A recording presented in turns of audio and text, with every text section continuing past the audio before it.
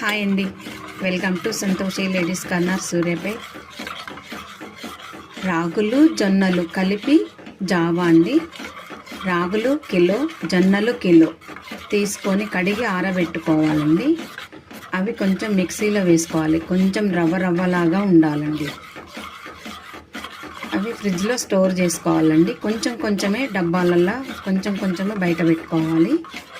2 స్పూన్ల పొడికి 1 గ్లాస్ చిక్కటి పాలండి, లేదంటే పెరుగు కూడా తీసుకోవచ్చు.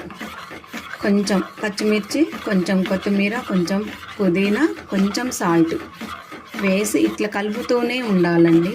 జావని అడుగంటకుండా ఉంటుంది.